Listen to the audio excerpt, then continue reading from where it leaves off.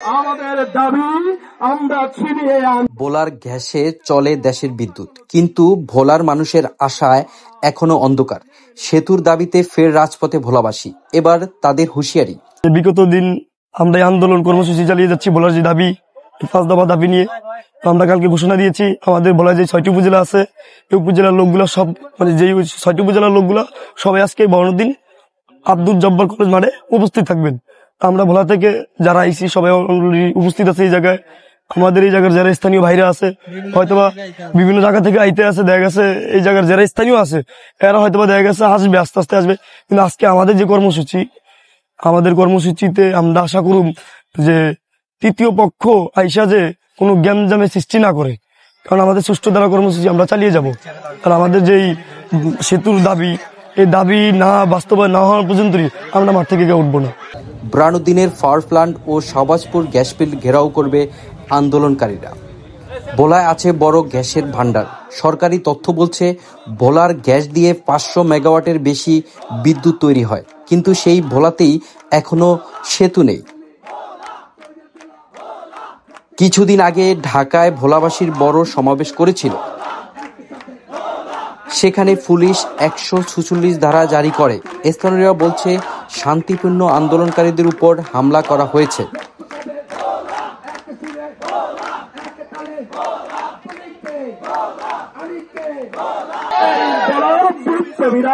কোন ছিনিমিনি খেলার ধার ধরে না, এরা বিপ্লবীদের জন্ম দেয়, এরা ঘরে ঘরে বিপ্লবের প্রহা জাগিয়ে তুলবে এই সেতুর জন্য। আমাদের অধিকার। প্রিয় ভাইয়েরা, এই সেতু আমি উপলব্ধি করি। আমার বাবাকে যখন আমি ঢাকা থেকে নিয়ে আসি, আমার বাবা মারা যায়, এই আমি মুখোমুখি হই স্পিডবোট এক সিন্ডিকেটের, আমি মুখোমুখি হই ফেরি সিন্ডিকেটের, আমি মুখোমুখি হই অ্যাম্বুলেন্স সিন্ডিকেটের, এক মহা সিন্ডিকেটের মুখোমুখি হই আমরা। আমি আরেকটি তথ্য কালকে জেনেছি, এক লঞ্চ দিয়ে এক ভাইয়ের বাবা লাশ দিয়ে এসেছে, যেখানে লাশ রাখা হয়েছে সেখানে গাজার আড্ডা হয়।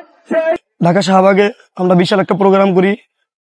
ওই প্রোগ্রামে আমরা একটা বার্তা দিয়েছি যে ওই মানে গত 2 দিন আগে যে ঢাকায় আপনার 72 ঘন্টা আমরা সময় দিয়েছি। সময় দেওয়ার পর এর পরের দিন আপনার ঢাকায় আমরা মানে ভোলার মানুষ যে যে স্থানে আছে ওই স্থানে সবাই মানববন্ধন করবে, সুন্দর শান্তিমতো শান্তিপ্রিয় আমরা করবে, সমাবেশ করবে।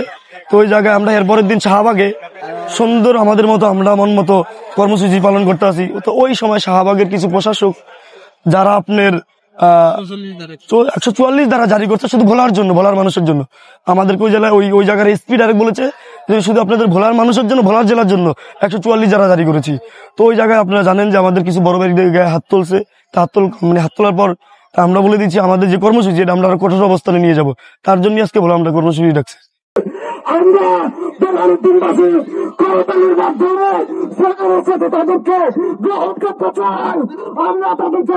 ভোলা একটি দ্বীপ। এখান থেকে দেশের অন্য জেলায় যেতে হলে নৌপথে করে যেতে হয়। বৃষ্টি, ঝড়, ঘন কুয়াশা সব সময় ঝুঁকি নিয়ে চলাচল করতে হয় ভোলাবাসীকে। ভোলাবাসীর দাবি ভোলা বরিশাল সেতু করতে হবে। তারা বলছে এই সেতু হলে শুধু ভোলা নয়, পুরো দক্ষিণ অঞ্চলের উন্নয়ন হবে, ব্যবসা বাণিজ্য বাড়বে।